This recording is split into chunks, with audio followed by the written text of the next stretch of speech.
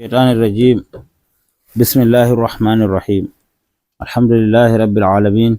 والصلاة والسلام على أشرف المرسلين سيدنا ونبينا محمد النبي الأمي وعلى آله وصحبه أجمعين، وبعد. سكرا بجلكم، السلام عليكم ورحمة الله تعالى وبركاته. إن شاء الله نجوكا جنجر دمير لتفسير القرآن الكريم عند سورة البقرة عند أمرت آية شابة جيدي جيتاتي. En ɗon ɗo haala bani Israila ɓe mbari goɗɗo maɓɓe, sey ɓe ngara ɓe ɗaɓɓita annabi Musa o toranoɓe jomirawo, yecca ɓe ɗum moye on mbarani ɓe baraɗo maɓɓe. To kanjum sey annabi Musa wiyata ɓe Allah wi ɓe kirsa nagge. ɓe mbiya ɗo ka o jancan ɓe na, no watta ɓe mbiya ɓe mbaranama goɗɗo nden o wiya ɓe kirsa nagge, on o wiyata to kadi sey ɓe puɗɗi kadi tinningo nagge man ɗum irin ngeye ni. Kanjum annabi sallallahu alaihi wasallam wi walamma shaddadallahu alaihim, ko ɗum nagge ngeye ɓe kirsunoma da heƴani ɓe, amma nde ɓe ngari ka satingo to kadi kanjum sai Allah bo satinani ɓe. To nder qissa man bo nde ɓe mbi inchallah kanjum waɗi Allah holli ɓe nagge man. O wi qalu, ɓe mbi ud'u lana rabbaka, torana min joma an annabi Musa, yubayyin lana wangina min ma hiya, nagge nge ɗum irin ngeye, mana no duɓi mage foti, ma sinnuha, duɓi mage noye. Qala Musa, annabi Musa wi innahu kanko jomirawo Allah, jomirawo yaqulu ɗo wiya innaha kange nagge nge kirsoton nge baqaratun ɗum nagge la faridun nange mange, mana nange gambaye, nange naye, musinnatun nange dumnuge, wala bikrun na bo nge famare masin, na ɗum nyalayel, sagiratun nange famare masin, awanun nge shaka shakaye, nusuhum bayna zalika nge habe nge ɗon shaka shaka hakkunde, ma nange mawnayi masin nde nge famɗayi bo, bayna zainikal maskurayni nge ɗon hakkunde ɗiɗi ɗi. Faf'alu ma tu'maruna, onon kam kuwene ko umra ɗon, ma tu'maruna bihi, ko jomirawo umri on kuwene tan min zabi ha hirsugo nagge, kirse nagge ne ko irin nge. Zadu fi tashdidi, sai ɓe ɓeddi satinango hoore maɓɓe, ɓe lorto ɓe ƴama fayin. Qalu, sai ɓe mbiyata annabi Musa ud'u lana rabbaka, to torana min joma, yubayyin lana wanginana min ma lawnu ha nonde mage bo wa'i, mana no nge wa'ata nge raneyena, nge ɓaleyena, nge woɗeyena, no nge woni fu kadi min nana nonde mage. Qala annabi Musa wi innahu jomirawo yaqulu ɗo wiya innaha nagge nge baqaratun ɗum nagge safra'u nge olɗo nge, faqi'ul lawnuha, nonde mage bo mana olo lamgol, shadidu sufrati, nge sata olɗuke, tasurru nazirin, nge wonge bo nge ɗo sena daroɓe ilay ha fagoye mage, bi jinsi ha daroɓe iri jinsu mage fo e ɗum jinsu nayi boɗɗi, to jibuhu nge wawkintoɓe. Qalu, sai ha joni tan bani Israila ɓe mbiyata to min nani ud'u lana rabbaka, torana min joma, yubayyin lana wangina min ma hiya, ɗum iri ngeye, mana nge oroyena, o ɗum haɓɓetenge ha sare ɗo durena, ko nge remoyena, to irin maji. Asa'imatun, nge duroye, am amilatun, ko nge huwoye, mana nge ɗon remire. Innal baqara, ngam ko waɗi min ƴamata ƴamiji ɗiɗi fu maji kamɓe bani Israila mbiyata ay jinsal baqari, iri nonde nagge nge mbiɗa nge tashabaha alayna, min ɗon mari ɗuɗɗi, ngam majum nge ɗon iri maji ɗon nandani min masin, li kasratihi, ngam ɗuɗuki iri nonde man. Falam nahtadi ila al-maqsudi, min keftata ko nufete sina laɓan min, amma wa inna minon lamuhtaduna, min handitoɓe ilayha, min keftange inchallahu, to Allah muyi. To wi'ugo inchallahu ɗo to kanjum waɗi ɓe keftinge. Fil hadisi, wari nder hadisi annabi sallallahu alaihi wasallam wi law lam yastasnu lama buyina lahum akhira al-abadi, to ni ɓe mbi'ano inchallahu ni to ɓe keftana nagge nge ha darngal, amma wi'ugo inchallahu ɗo kanjum waɗi sai ɓe keftinge. to ni an ibn Jurayj qala rasulullah sallallahu alaihi wasallam, annabi wi innama umiru bi adna baqaratin walakinnahum lamma shaddada Allahu alaihim wa aymullahi law annahum lam yastasnu lama buyina lahum akhir al-abadi. Ɓe umrama nagge ko irin nge ɓe kirsima da waɗanino ɓe, to sai ɓe ngari ka satin nongo hoore maɓɓe, ɗum iri nge no nge woni, no nge wa'i, ɗo sai Allah bo satinani ɓe. o witunama ngam ɓe mbino inchallahu Allah wanginantaɓe nge. ولما قالوا وقت بي إن شاء الله ببركة إن شاء الله وبركة إن شاء الله بمبيدو إذن أتى الجواب نجواب وري نم بفهم كدي يهتدون إلى المطلوب كان جوري سبب كانديتا تفاقوا كو نجد بترينجي. قال أن موسى بيبي إنه جومرا يقول رويا إنها نجنجي بنا نجي إرموي نابونجي هوي بقرة نجي لا ذلول نجي إلتاجي mana ngayru muzallalatin bil amali nge eltaka ngam nge huwa na ɗum nagge waɗo taroye gese wato waɗo fuɗaɓe mbiyata ko tusirul arna nange irtoye leddi tuqallibu ha nge waylita leddi li zira'ati ngam awre nange awoye mana nange huwoye kugal awre wala tasqil harsa na bo ɗum irin nayi ɗi ɓe kaɓɓanta shafgal ɗi jaha ha irin gawi ɓulli luggoɗi ɗi ɗi ngaɗa ka safugo ndiyam anno ko jago wulli e luggudi masin to na nayi ko pushi wala ko safata ndiyam mana luggugo majam to fu nge haɓɓaka ngam majum manani kange kam wala ko nge meeɗi nge huwa. al arda nange irta e leddi al muhayyata nange yarnay kay leddi al muhayyata taskandi lizirati ngam awre na bo ɗum nagge nge ɓe kaɓɓanta jarni ɗum wodi ko ɓe jarnita gese to sai nagge haɓɓane to nge ɗon salo ndiyam man ɗo ila to funa kanjum. musallamatun kange fange hisnage aybeji fu musallamatun min al uyubi nge hisnama aybeji fu wala aybe nge mari ko irin aybe ɗumen wa asaril amali wala bo batte kugal ko irin ngale ngam nge meɗange huwa kugal ko irin ngale wal la sheta fiha ndenge wala nonde wonde luti nonde mage mana la lawna fiha ngayra lawniha wala nonde nge wala nonde ko irin nde sina olol ngol ni kango ɗum nonde mage asali he almutaqaddimi sey none kandiɗo kanko tawete nonde mage. qalu sey kamɓe yahudankoɓe mbiyata ala ana ji'ita bil haqqi jonta kam a waddi gonga mana a wolwi gonga jonta kam min tafay nge ɓe kefti kadi. al ayana bayyanta lana muradaka jonta kam a wanginani min ko nufotoɗa ha nagge ɗo faɗalabu ha saɓe nasti tefugo nge kadi hoja du ha saɓe tawi nge indal fata haro derekejo goɗɗo albarre bi ummi ɗowtaniɗo dada muɗum derekejo goɗɗo ɗowtani dada muɗum nagge mako foshtaraw ha ɓe soodi nge ɓe milɗi maski ha ko hebbinta laral mage zahaban kangeri dane ma coggu mage nde ɓe kirsi nge ɓe itti laral man to sei nde ɓe kebbini ɓe gaddi kangeri nane ma ko hebbinta laral mage nde resa kayri kam nde nge hirsa hebbin laral mage kangeri ɗo kanjum on ceede mage. kana wahidu min as-salihina wodi jeyaɗo Allah goɗɗo nder jeyaɓe Allah salihi en laɓɓe mata o maayi mota raka waladan ɗiflan so acci ɓingel mako petel ni walaysa indahu illa bakaratu nden bo wala ko mari sai nagge wote fa zahaba ila al-ghabati so dilli ha wubre mana nder ladde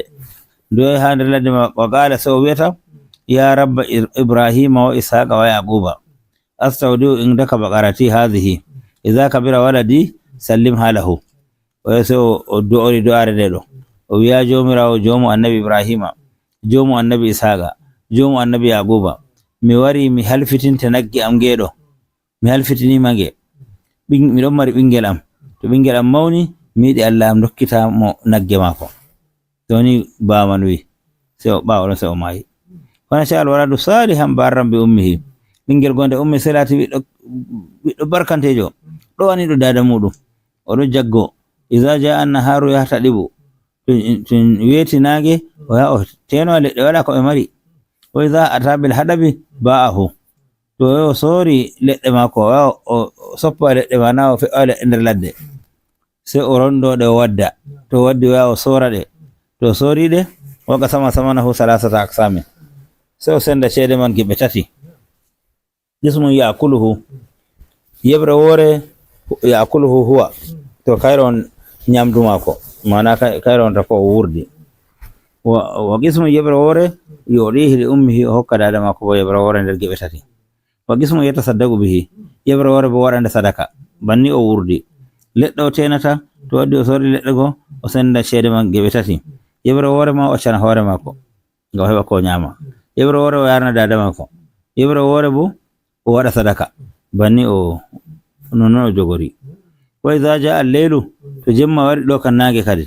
to jemma wari bona qasamahu salasata aqsamin oɗo senda jemmare mako bo geɓe tati kayre ma ismun yakuluhu ismun yanamu fihi yebre wore nder yebre jemma o ɗano wa ismun yajlisu inda ummihi yebre wore bo wara o jooɗo yewtata dada mako tan o yewtata dada mako ha wakkati o yi jemma to a sendi jemma tati yebre wore timmi to nden o dilla kan o yaha o ɗano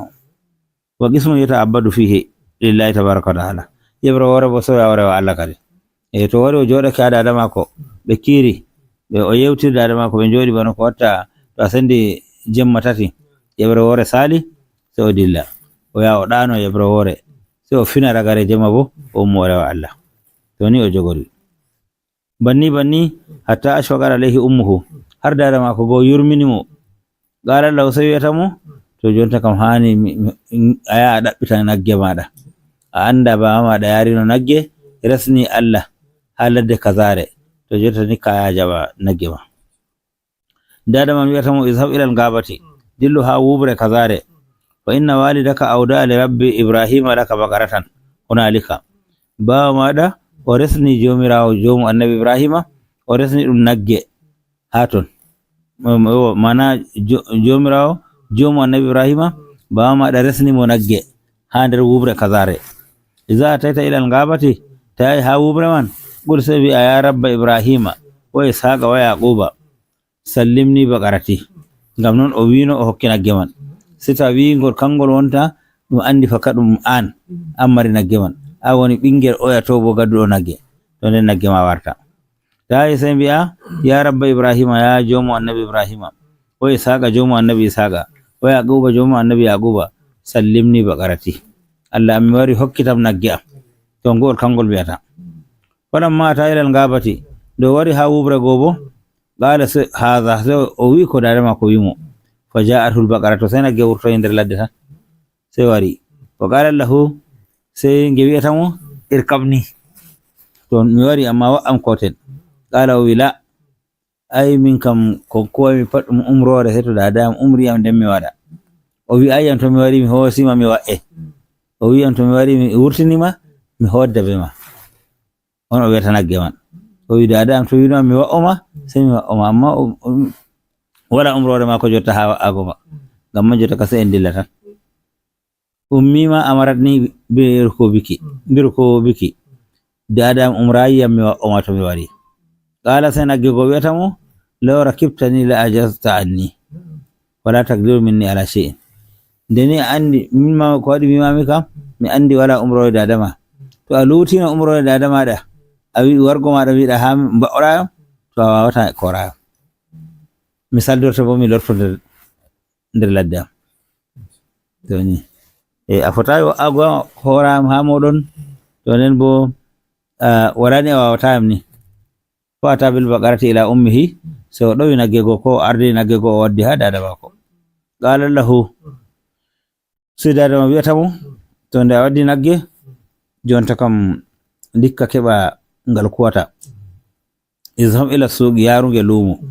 wa biha bi salasati dananira yo sorunge dinaruje tati tayi to goɗɗo sodinge tati soranmo hadhihi al-baqaratu samanuha salasatu dananira la yaqillu an zalika nagge nge waɗan dinaru tati to ngakki dinaru tati ta soru amma to dinaru tati soru walakin la taqda shay'an illa ba'da mashwarati amma ko a yari lumo man ko ɓe shoodi bo to sai ngara giccayam toon wiya ɓe shoodi kaza to mi tawi yehi sai mi jaɓu ceede to mi tawi yahay bo mima a na banni sorata banni to fata lissuqi ɓingel go sai wardi e nagge ha lumo nde wardi be nagge wata arada lahu rajulun sai gorko goɗɗo wari wimo soodai nagge man qala lahu sawata shodo bikamta shodo man jamata ɓingel man bikamta bi'u hadhihi al-baqarata no e shorata nagge maɗa nge qala sai ɓingel go wiyata abi'uha bi salasati dananira ala mashwarati ummi mi sorange dinaru tati ta sodi dinaru tati mi sorante amma ko a sodi tati man bo anda fatu mi yecci dada to jaɓi mi sorane to jaɓai bo wala shoggu o wiyata shodowo qala sai gorko man wiyata mo uɗika sitata dananira wala tushawir ummaka mi sodinge dinaru jego amma ta sarwa dadama mai jaɓu ceede tan qala lahu ɓingel wiyata mo sa ushawiru ummi sai ni mi yaha mi sarwo dadam to o jaɓi sai mi wara mi jaɓa ceede fata ila ummi sai o lori o warti ha dada mako qala lahu o wiyata dada go dada man ka wiyata mo do wi ɗum nda ɓe sodinge dinaru jego amma shodo man o wita min sarwe amma min fota mi sorange to mi sharwima sai dada wima to yahu soranmo dinaru jego man to har o wima o sodi ɗon mata jaɓu ceede man sai a wari a yecciya bi ha ɓe sittati dananira ma a mashwarati e yaw sorunge dinaru jego man amma be shawari am falamma aada nde o lori ha gorko go qala lahu rajulu gorko on wiyata mo uɗika isnai ashara dinaran wala tushawir ummaka mi sodinge dinaru 12 amma ta sharwa dada maɗa mai qala la ɓingel wiyata ko ɗum noy mi sorata tona mi sharwi dada kam hatta o shawira ummi sai to mi sharwake dada man faraja ila ummihi sai o lori o warti ha dada mako qala lahu sai dada ma wiyata mo hadha laysa birajulin o fashodo naggi ma o na ɗum goɗɗo na ɗum ɓi adama hadha la'allahu malakun o foti ma laato ɗum malaikajo jonta kam fa in raja'ata ilayhi ta lorake ha mako qul lahu wi'umo ummi ta'muruni an ushawiraka hal abi'u hadhihi al-baqarata am la abi'uha jonta kam tahi abiya dada maɗa umrima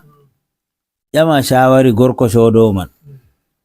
ngam mi laɓɓi na ɗum ɓi adama ƴamumo a wiyamo dada am ɗo wiya oɗon ƴama shawari ha maɗa an shodowo mi sora nagge manna min accange min sorange na min accange yota ka kanjum tan wonta shawari yota ka na hala sodange kaza ko sodange kaza jam sai awla abiuha ko ta min sorange sai nam fa shawarahu sai oyaman hokkimo shawari mana shodowo nagge go sai hokki ɓingel go shawari qala lahu o wiyata ɓingel la tabi hadhihi al-baqarata ta shore nagge ɗo ta sorunge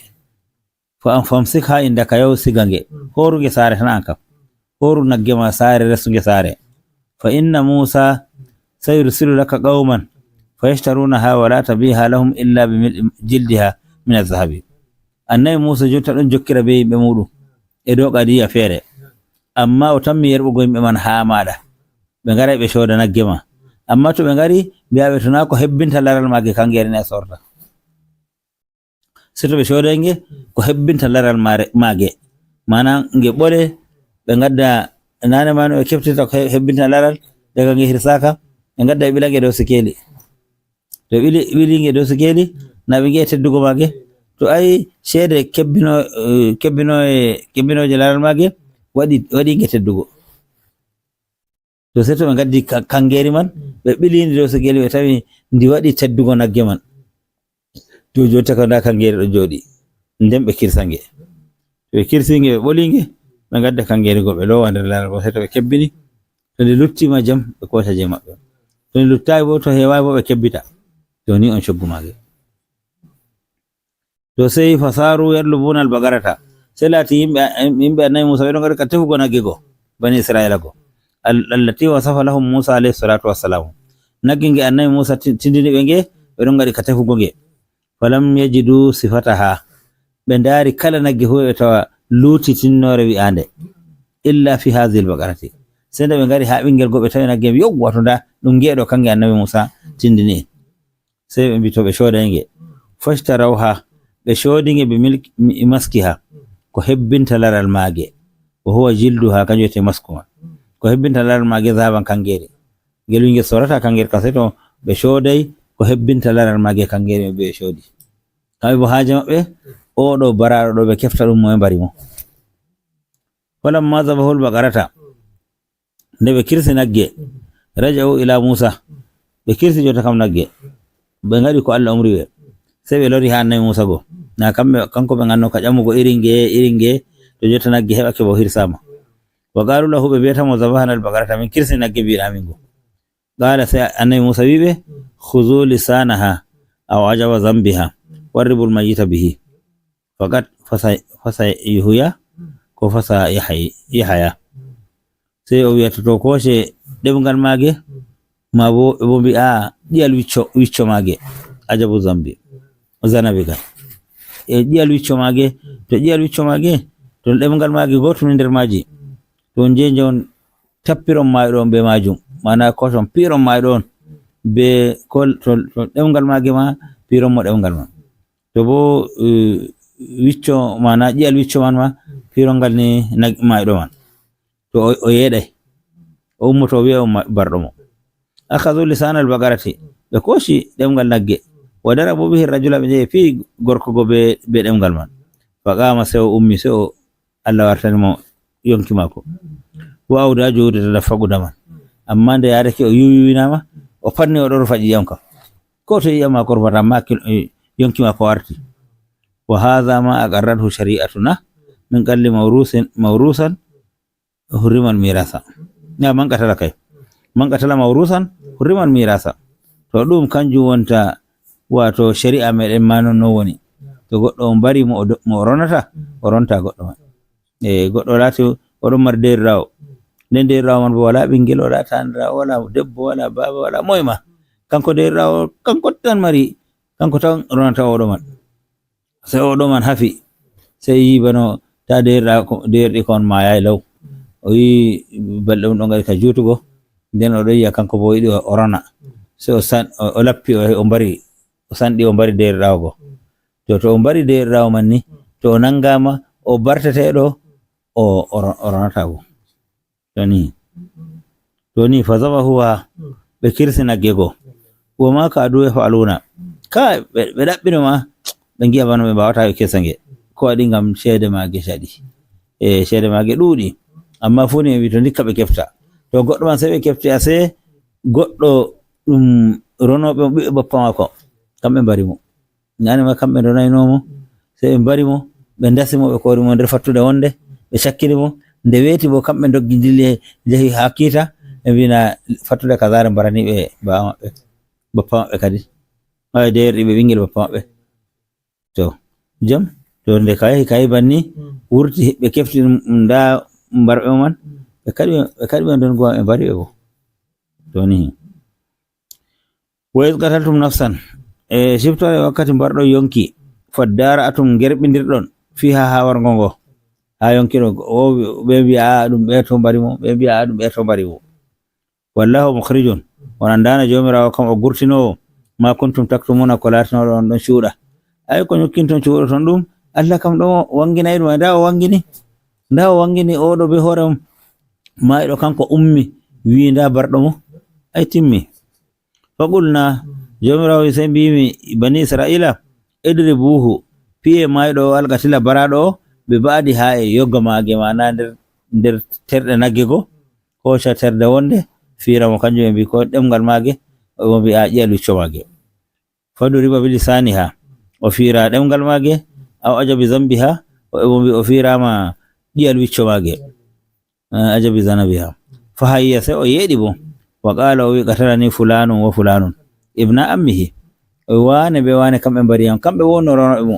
mbiɓe bappa mako bo wa mata sai o lori o mayi nane ma o ummo o laɓɓina nda ko waɗi tan kanjum woni ko wartiri yonki mako to nde o yecciɓe bo sai o lori o mayi tan nane ma o mayi ɗo o hurriman mirasa sai ɓe karmina dongu wa qutila kamɓe ma ɓe mbara to ni woni kiita to goɗɗo o mbari don mo ronata to ɓe mbaranmo nden bo na to heɓano rona ma da to roni ɓikkon mako on keɓay ɓe mbara mo ronata kanko wala jawdi ɓikkon mako ngala jawdi o mayi to ni kazalika al ihya'u jomirawo iri yeɗinki ki giɗon yeɗinmi goɗɗo ni yuhi llahul mawta noon Allah yeɗinta ma ɓe fof yewwa ba Allah yeɗinri oɗo o ummi ha o wi nda o waɗi bayanu nden o lori o mayi to ande kala mayɗo fo Allah wi sai to mi umminimo o wi nam Allahu allazi ahya hadha al insana jomirawo geɗiɗo mayiɗo oɗo bada ma ɓutila ɓawo o mbaranoma Allah yeɗinimo hakaza yuhil mawta kullan non Allah yeɗinta ma ɓe fu man qadara ala ihya'i wahidin marɗo bawɗe yeɗinki goɗɗo goto qadirun o marɗo bawɗe ala ihya'il jama'ati do yeɗinko yimɓe ɗuɓɓe fo o yurikum jomirawo ɗon holla on ono yimɓe ayatihi alamaji mako mana ayaje mako dalaila qudratihi Allah ɗon holla on wato hujjaji bawɗe mako Allah holla timma bawɗejo komai fu nuɗɗinamo tokkomo Allah ɗo waɗa ɗum la'allakum taqiluna ngam paamon tatadabbaruna taskitoɗon wa ta'lamuna andon anna alqadira ala ihya'i nafsi wahidatin marɗo bawɗe yeɗinki yonki gooti qadirun o won bawɗe ala ihya'i nufusin kasiratin e dow yeɗinki yonkiji ɗuɗɗi bo fa tu'minuna panni ko nufete yimɓe paama Allah nuɗɗina Allah tan yowwa kala ko Allah hollata yimɓe fu Allah ɗo warna yimɓe ayaje be alamaji be hujjaji fu ngam ɗume mujizaji annabo en karamaji walo en kala ko anduɗa fu Allah ɗo waɗa ɗum ngam yimɓe ɓe kefta Allah o goto ɓe jaɓa bo ɓe nuɗɗinamo kanjum tan mara haaje e to goɗɗo o jaɓi o nuɗɗini Allah ni o timmini toni jomirawo summa qasat qulubukum sey yonkiji moɗon njoori onon yahudanko'en ayyuhal yahudu onon yahudanko'en sey yonkiji mon njoori ɓawo ɗiɗi pat feƴƴiɗi sala baɗɗi njoori anga ɓuri haqqiɗi cali jaɓugo gonga ino gonga wangiri laaɓiri nini amma fo eno yahudanko'en ɓe jaɓayi ka ɓe cali ka min baadi zalika almaskuri ɓawo innaɗi ɗi min ihya'il qatili yeɗinki mayɗo ɓe gi'i ɗum woma qablahu e ko salino min al ayati ayaji Allah feere feere ɗe Allah holliɓe pat ɓe andi kanjum waɗi yahuda wiyete kamɓe ɓe anduɓe na e majjuɓe kanjum waɗi wiyete magdubu alayhim gayril magdubi alayhim wala dallina to addallina kam nasara kam e majjuɓe amma yahuda wala ko ɓe anda kamɓe ɓe cali tan e kanjum waɗi Allah tikkani ɓe toni fahiya kanje ɓerɗe yahudanko'en alqulubu ɓerɗe yahudanko'en ɗe sey ɗe garti kal hijarati ba tafaje ɗe njori kolon fil qaswati ha yorugo kay aw ashaddu qaswatan kay e goma ɗe ɓuri ma tafaje yorugo min ha ɗe ɓuri tafaje yoruki kanje ɓerɗe yahudanko'en toni to alhamdulillah اللهم صل وسلم وبارك على سيدنا محمد عبدك ونبيك ورسولك النبي الأمي وعلى آله وصحبه وسلم ربنا آتنا في الدنيا حسنة وفي الآخرة حسنة وقنا عذاب النار سبحان ربك رب العزة عما يصفون وسلام